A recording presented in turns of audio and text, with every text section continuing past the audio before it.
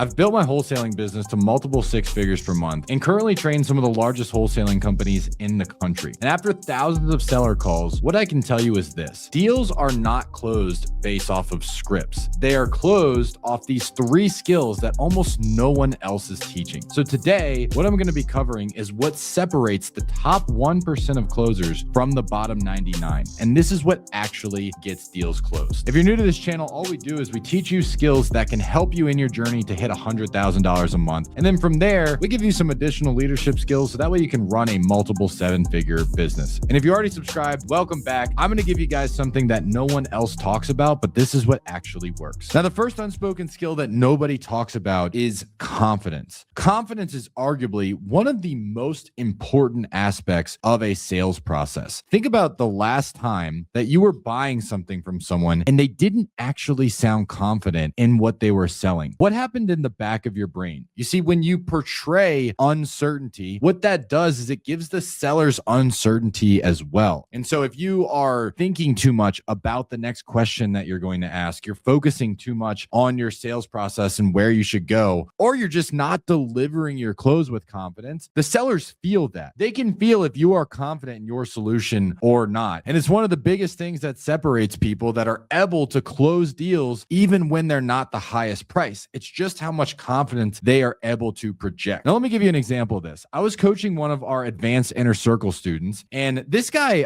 does, $900,000 to $1 million agent direct. He works with agents and he locks up deals at a discount, then he sells them to investors. And so this guy obviously has some competence in what he's doing. However, he's selling this to a seller, and the seller's saying, hey, I need to go find another place that I'm going to move into. And he just offers it like this. He says, well, if you want, I can help you with finding that next place, and we might be able to get you a good deal in the next place. I was like, dude, what are you doing? This is what you do for a living. This is what you do for your business. And this guy's transitioning into seller direct. You have to actually sell that, right? And he's using this tool to be able to get the actual price of the home lower, because if he can get the price of the next home lower, he'll be able to get the price of the home he's buying lower as well. I showed him just one simple way to pitch that. Hey, we do 5 to 10 of these every single month. We work with agents every single day. If anybody's going to be able to get you a discount on that next property, it's going to be us. So let's say I could get you a $40,000 discount on that next property.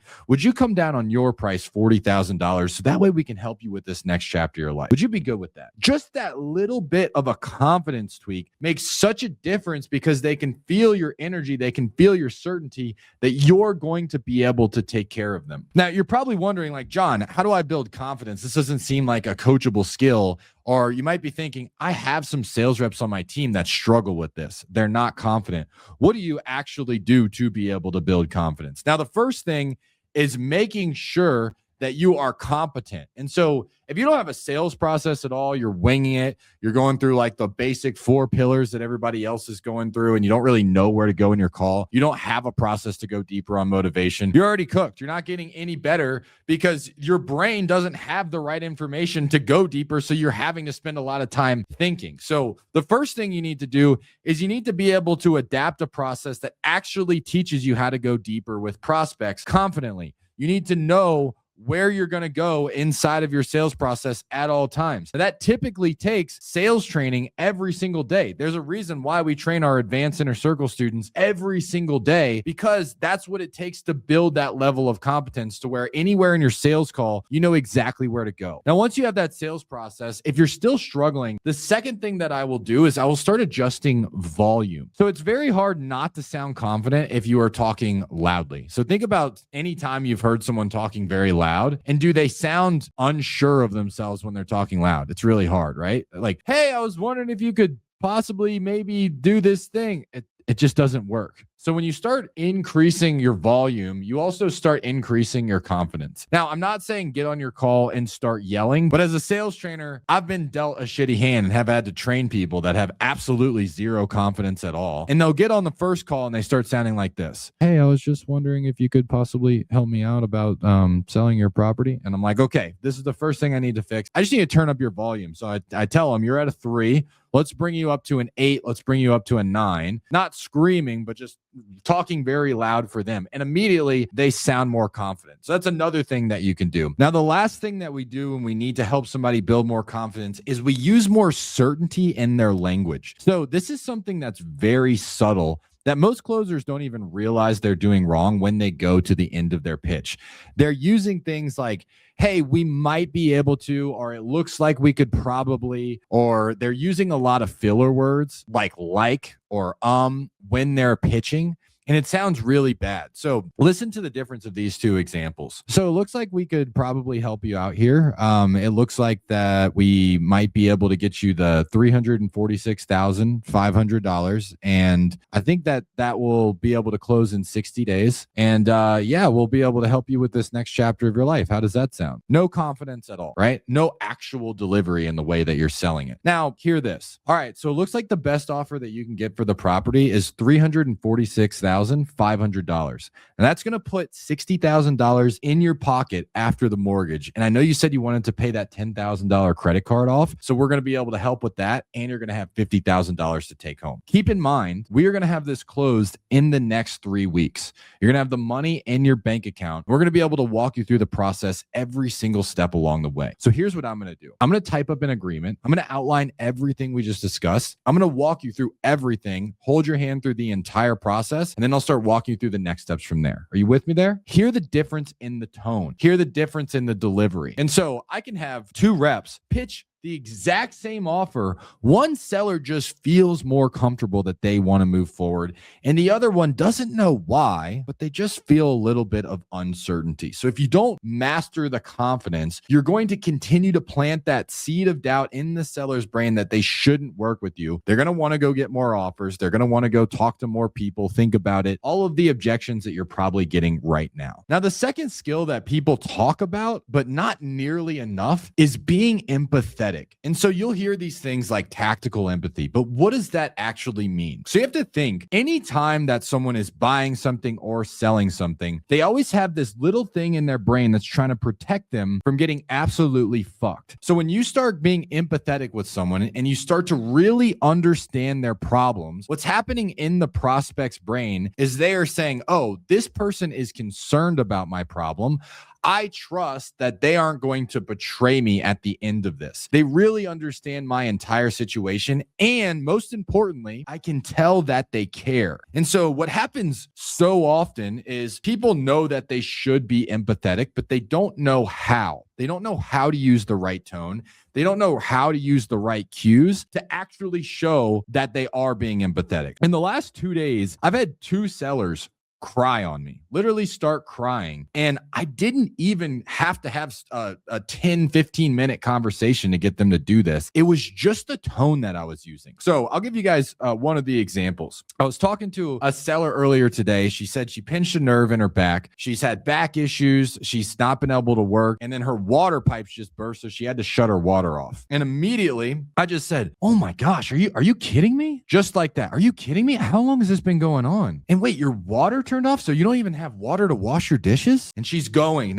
deeper. And this one line got her to break down. Gosh, that sounds like it's been so tough on you. And it's the way that I delivered it. Gosh, that sounds like it's been so tough on you. And then I paused, and I could tell like she didn't say anything for 3 seconds. And then I can hear her crying. Yeah, it's been really difficult. And so I don't do this for any sort of manipulation. I do this because, one, I do genuinely care. And so I do, whenever someone opens up about a problem, I just start going deeper and deeper and deeper on it, because people like to be able to vent, and it also builds trust. So what most reps do is they sound super awkward because they're constantly thinking about what they should say instead of having the right tools in your toolbox and then following your intuition on what that should sound like. So I'll give you an example. The seller starts opening up about a problem. Yeah, I've just been here. It's been really hard to keep up with the mortgage. And they go, oh yeah, I could see how that could be difficult. How long has that been going on? And the seller doesn't know why, but they have their wall up still, and they never end up going deeper. I'll give you another example. So I just hired a rep on my team a couple of days ago, and he calls this seller, and he has about a 15-minute conversation. Now, this guy's a great rep. Otherwise, I wouldn't have hired him. But he just hasn't built like all of the tactical empathy skills, right? Now, I get on the phone with this guy and just start asking deeper questions with the right tone, with actual empathy. And this guy opens up about things that he did not tell the first rep, about how he ended up going to jail. He had all these other issues. He's got family issues going on. Just started talking to me about all of these problems. Hold on, what? How long ago did that happen? Are you kidding me? Really? These simple little things that show people that you actually care. Now, on top of this, one of the things that we do that gets people to open up just about right away is whenever somebody tells me a big problem, they say something like, yeah, like I'm not working, I'm not able to drive to my doctor's appointments, or it's been really tough. I will just pause and I'll say, okay, well, look, our goal is to be able to buy your house, but we're humans first. Do you need anything from us? Can I help you with anything? Like, are you good on your groceries? Do you need us to DoorDash you a meal? Do you need help with anything at all? And one of the sellers that I'll show my screen and show you something that we just did earlier. One of the sellers says yes. Like, hey, look, I'm going to share my screen. This was just this morning, you guys can see. So you guys can see we just closed one live. I was on a training with my team. And you can see that Austin, I just sent him a message and said, hey, can you send this DoorDash order to this seller? And it cost me, I don't know, 30 to 50 bucks to be able to get that contract signed. That's nothing for me. And I was able to take care of somebody. So you brokies obviously can't do that. So make sure that you're getting good at sales so you're not dead broke. But you're not going to win this deal over me because I'm helping these sellers. I'm going deeper. I'm being empathetic with them. And then after that, they immediately trust me. We sent her some cat litter. We sent her some cat food. We sent her some water, just basic things. And I did that before I even got the contract signed. I got the contract signed like 5 minutes later, right after that, because I know how to actually be empathetic. And when people talk to me, they can tell that I actually care, unless you know how to make it work. And if you can't make it work, you're going to continue to lose deals to people that actually know how to. By the way, if any of this is resonating with you right now, the way to get better is to be able to train this every single day. So we have our Advanced Inner Circle program where we have 5 sales calls every single week where we teach you how to go deeper with prospects, how to sound more confident on the phone. We will literally train your sales team on everything that I'm talking about today. And if you're just getting started, we'll train you individually. We also have owners only calls where we teach scaling with the largest wholesaler, one of the largest wholesalers in the country, who built a company up to $2 million